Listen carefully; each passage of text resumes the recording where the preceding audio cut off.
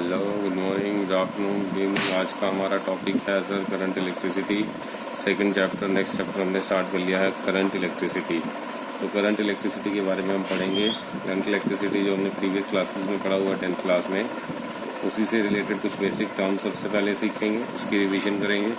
उसके बाद आगे फर्दर टॉपिक्स जो हैं इस चैप्टर से रिलेटेड वो पढ़ेंगे।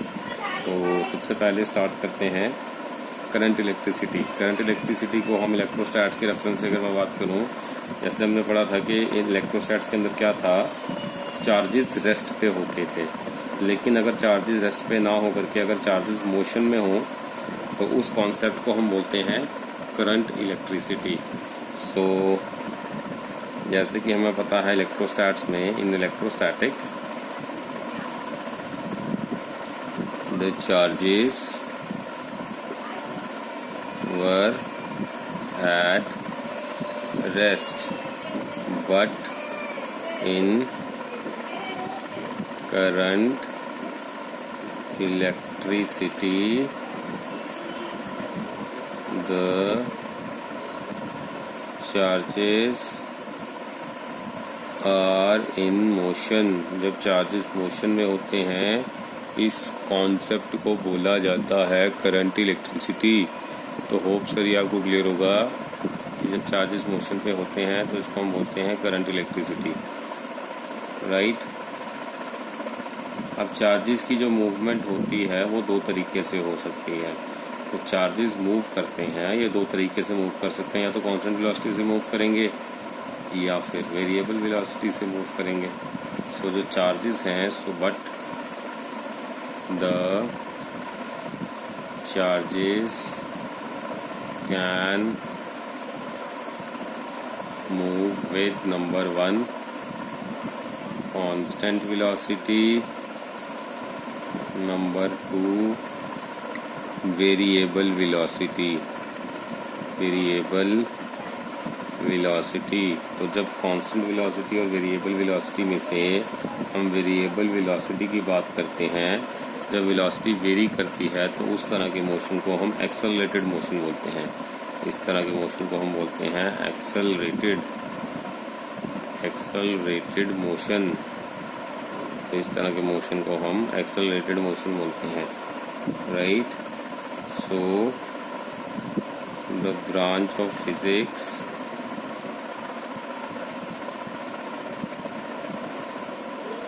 which deals with motion of charges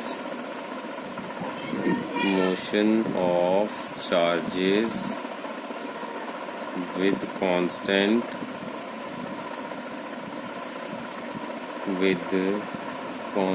velocity,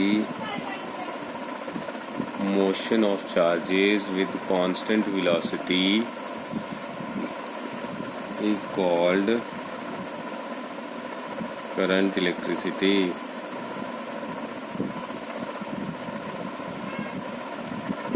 इसको हम बोलते हैं कि ये है करंट इलेक्ट्रिसिटी। जनरली जो बेसिक चार्ज हम इसमें कंसिडर करते हैं वो होता है हमारे पास, जो बेसिक चार्ज हम इसमें कंसिडर करते हैं वो होता है हमारे पास electron. The basic charge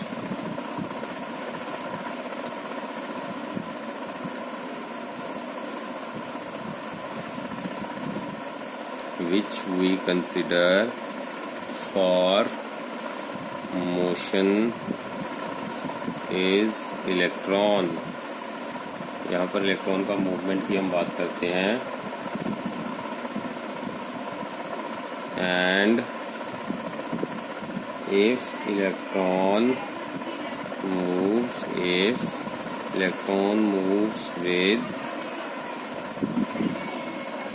variable speed,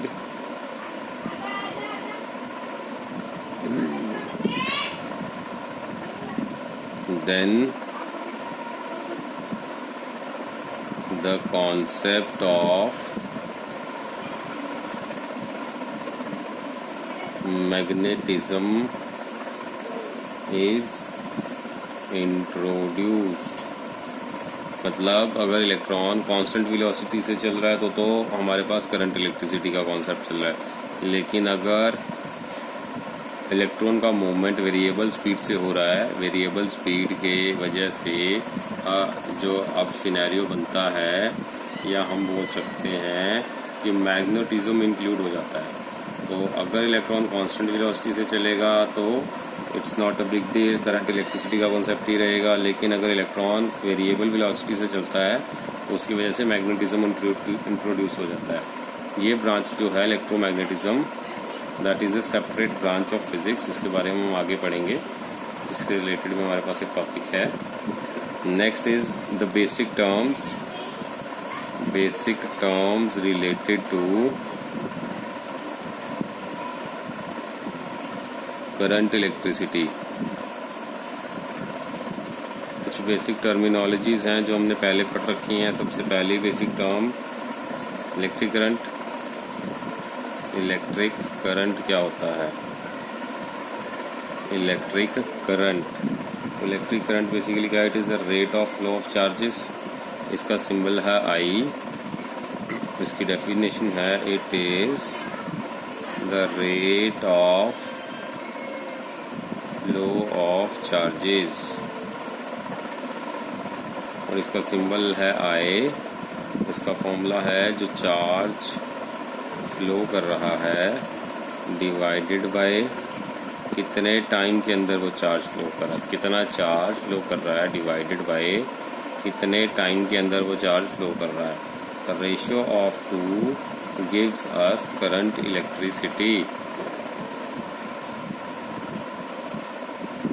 hope हमें करंट इलेक्ट्रिसिटी क्लियर हो गया। इससे रिलेटेड एक दूसरी इम्पॉर्टेंट टर्म है, दैट इज़ एवरेज करंट। तो हम एवरेज करंट के बारे में सीख लेते हैं। एवरेज करंट क्या होता है? मान लीजिए हमने कुछ इस तरह से एक कंडक्टर कंसिडर कर लिया। इस कंडक्टर के अंदर ये एक particular area of cross section हमने कंसिडर कर लिया, और मान लीजिए इस पर्टिकुलर क्रॉस सेक्शन के अंदर लेट अस से delta Q charge in given cross section.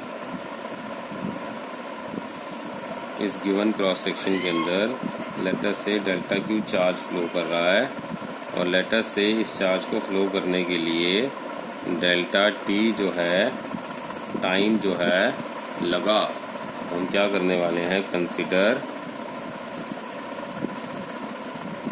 A conductor having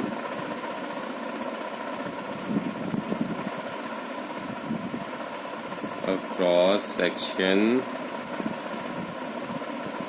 under observation.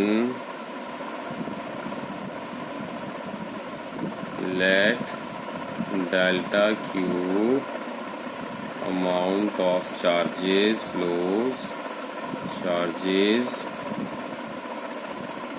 flows through it in time delta t।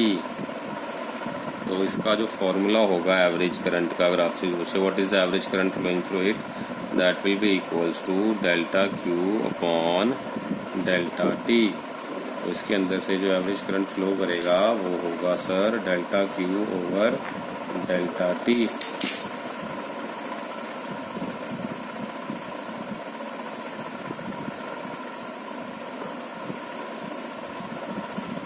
तो होप हमें ये क्लियर हो गया। हमने पहली टर्म थी कि करंट देखी। करंट क्या है? Rate of flow of charges, that is जितना चार्ज फ्लो करेगा कितने टाइम में, उसको हम करंट बोलते हैं। दूसरा टर्म हमने सीखा एवरेज करंट। एवरेज करंट में हमने क्या देखा कि कितना एवरेज करंट जो है एक पर्टिकुलर क्रॉस सेक्शन से फ्लो कर रहा है एक गिवन टाइम के अंदर। इसका रेशियो होता है delta Q by delta T, that is the given cross section के अंदर कितना चार्ज फ्लो करा, कितने टाइम में करा।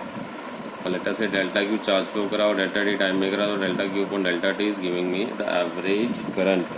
तीसरी टर्म इससे रिलेटेड आ जाएगी हमारे पास,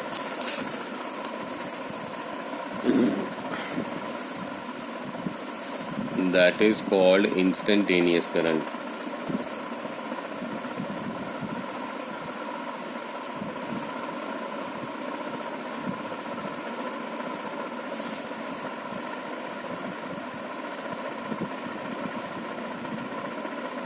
इंस्टेंटेनियस करंट, ये क्या होता है इंस्टेंटेनियस करंट? इंस्टेंटेनियस करंट जो होता है that will be represented by I instant, this is the symbol, और इसका जो फॉर्मूला होता है आई इंस्टेंटेनियस का that will be equals to d q by d t. Sir ये डी क्यू क्या है और डी टी क्या है? सर डी क्यू है जब हमें कैलकुलेट करना हो करंट बहुत ही स्मॉल टाइम इंटरवल के लिए, तो बहुत ही स्मॉल टाइम इंटरवल के लिए बहुत ही small charge, so D Q is very small charge calculated for very small time interval, very small, 1 minute, very small time interval, that will be represented as I is equals to dq by dt।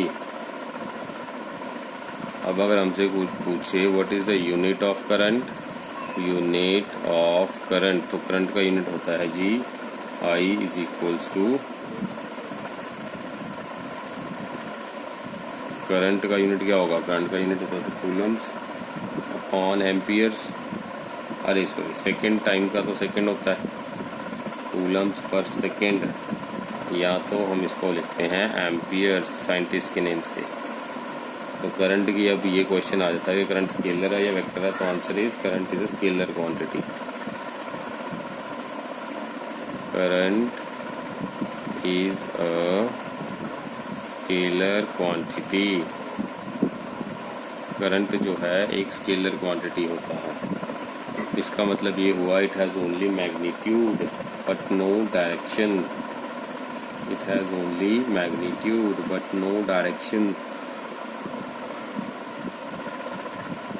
इसके ऊपर based अगर average current निकालना आ जाए या instantaneous current निकालना आ जाए, इसके ऊपर बेस्ड हम कुछ क्वेश्चंस कर सकते हैं, जैसे कि हमारे पास मान लीजिए न्यूमेरिकल हम ट्राई कर सकते हैं एक, if Q is equals to T square plus 2t plus 8, this is the amount of charge, if this is this much amount of इतने coulombs charge flows through a conductor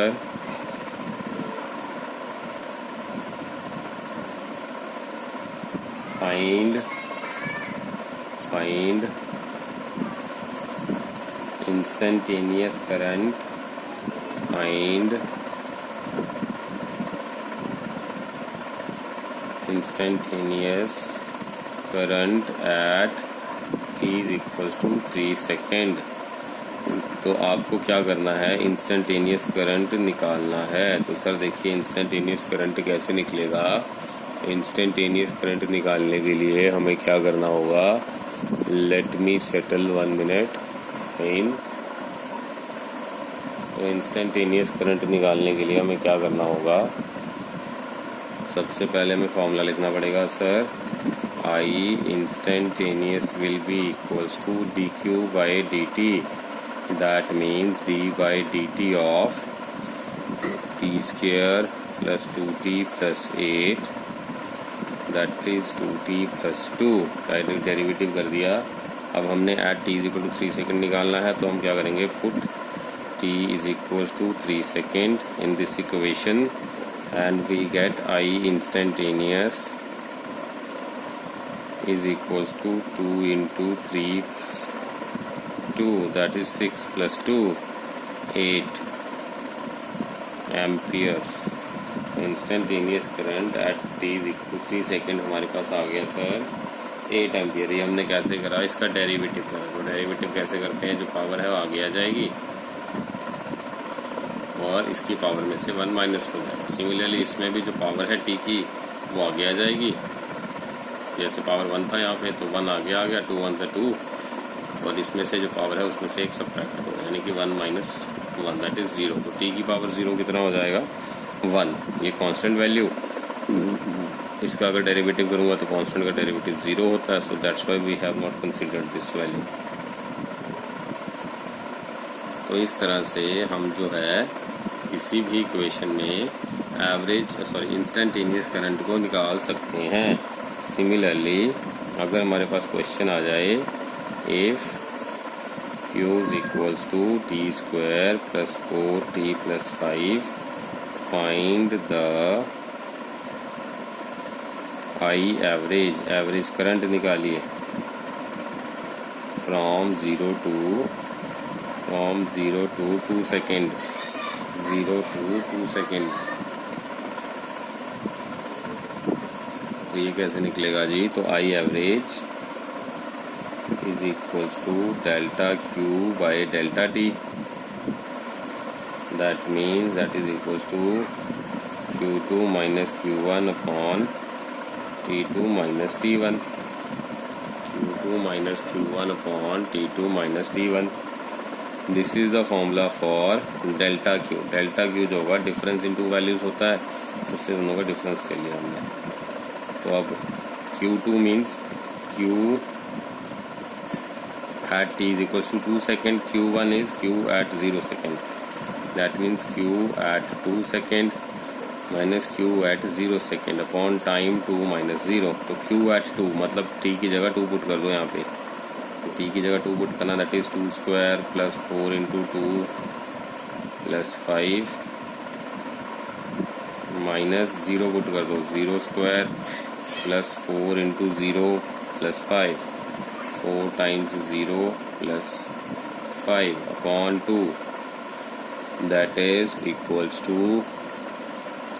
2 square 4 plus 8 plus 5 minus 5 over 2। इसको solve कर लें तो हमारे पास answer आ जाएगा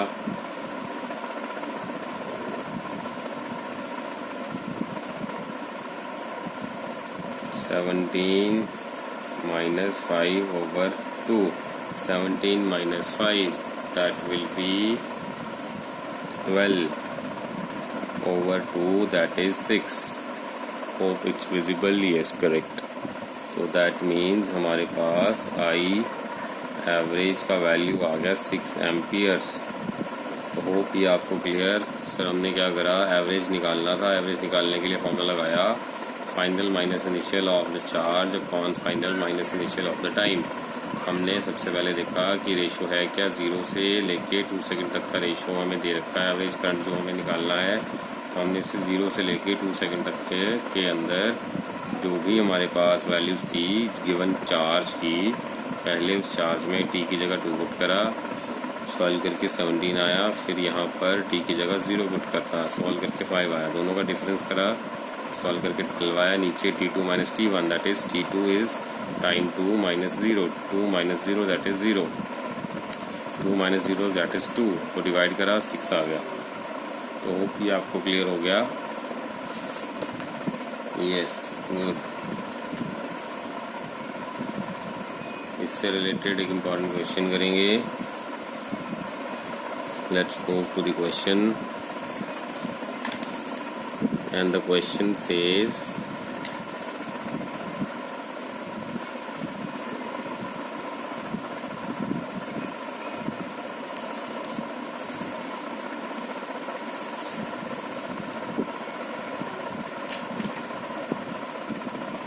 if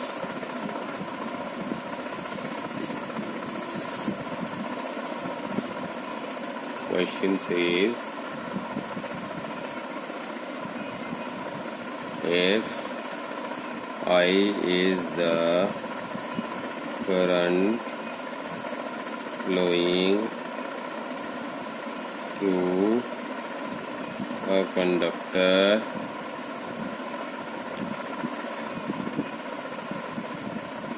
and the expression for current is given by I is equals to t square plus 1, find the charge flown through the conductor phloem through the conductor between 0 to 3 second. तो हमसे क्या पूछ रहा है कि अगर मान लीजिए आई करंट फ्लो कर रहा है किसी कंडक्टर के थ्रू, जिसका एक्सप्रेशन दे रखा है आई इक्वल टू t²+1, हमें निकालना है चार्ज कितना फ्लो कर रहा है कंडक्टर के थ्रू 0 to 3 सेकेंड के अंदर। तो मान लीजिए आई की वैल्यू मेरे पास है sir dq/dt। This is the formula. हमने जो चार्ज का करंट का पढ़ा हुआ है दैट इज़ इंस्टेंटेनियस करंट का dq/dt है।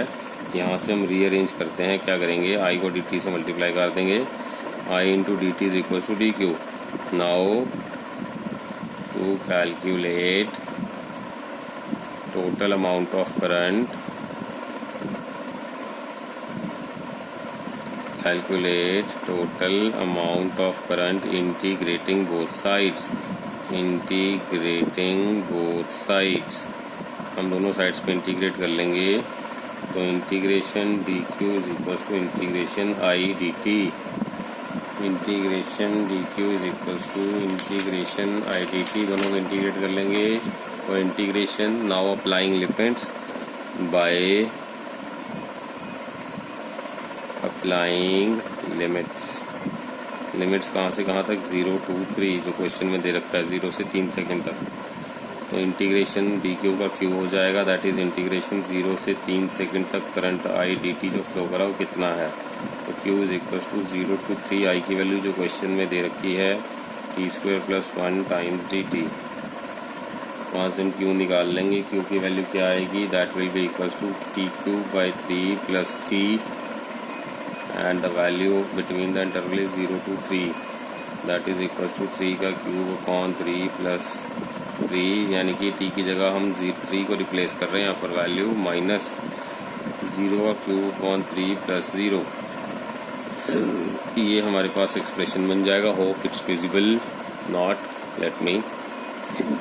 ओके, सो हमने क्या करा, पहले 0 to 3 के अंदर 0 to 3 के इंटरवल के अंदर हमने क्या करा, पहले t की जगह 3 फिर t की जगह 0 रिप्लेस कर दिया।